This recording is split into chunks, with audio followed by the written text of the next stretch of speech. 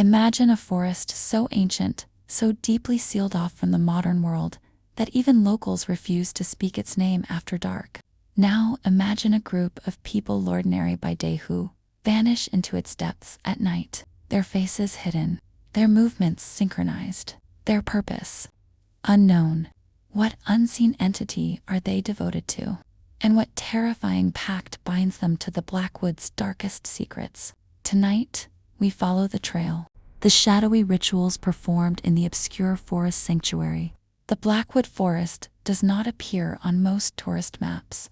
Satellite imagery shows nothing unusual, just dense canopy, rugged terrain, and an absence of trails. But absence, in this case, is the first warning. Local hikers describe an overwhelming silence once you cross a certain tree line.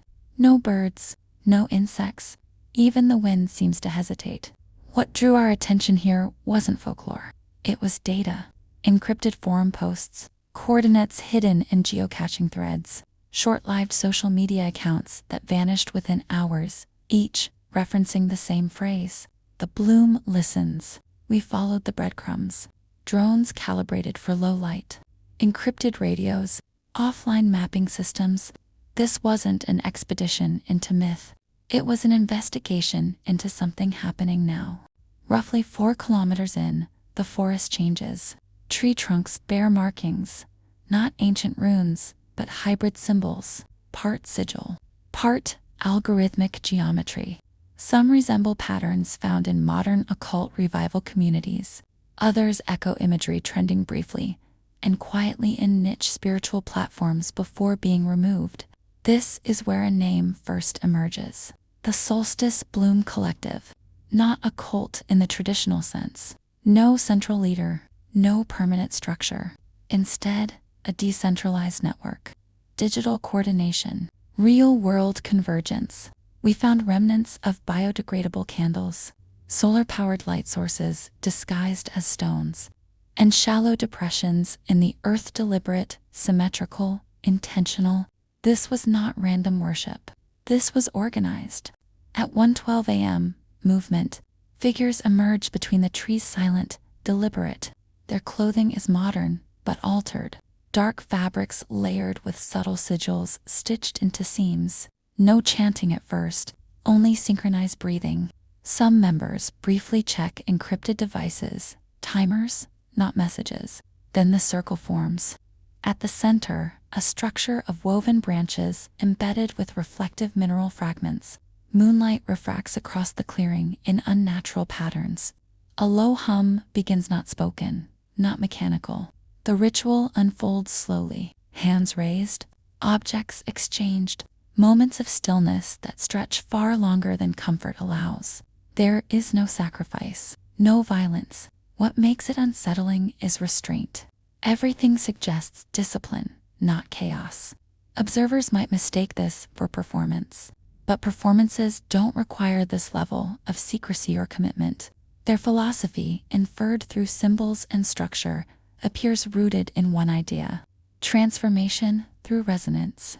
Not worship of a god, but alignment with something they believe already exists. Why does a group like this exist now? In an age of hyperconnection, people feel more fragmented than ever. Traditional belief systems no longer answer modern anxieties. The solstice bloom doesn't reject technology. It uses it. Ancient ritual frameworks, combined with digital coordination, community without hierarchy, meaning without doctrine. But there is a cost. Total immersion, total secrecy, total surrender to the collective rhythm. Experts in modern spirituality warn that such movements can blur identity, replacing individuality with purpose-driven unity. And once someone steps fully into that rhythm, stepping out becomes difficult. The forest doesn't just host the ritual, it anchors it. We left the Blackwood before dawn. Behind us, the clearing returned to silence. No trace. No evidence by design, but the digital echoes remain.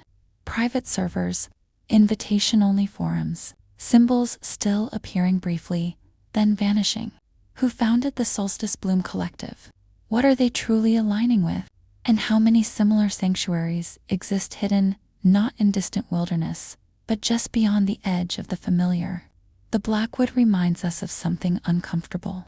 The human search for meaning never ends. It only changes shape, and sometimes it grows in the dark.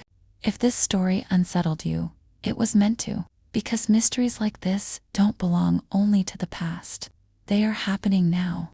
If you want more investigations into the hidden corners of modern belief, unexplained communities, and the psychology behind them, subscribe to the channel. Stay curious, stay cautious, and never assume the forest is empty just because it's quiet.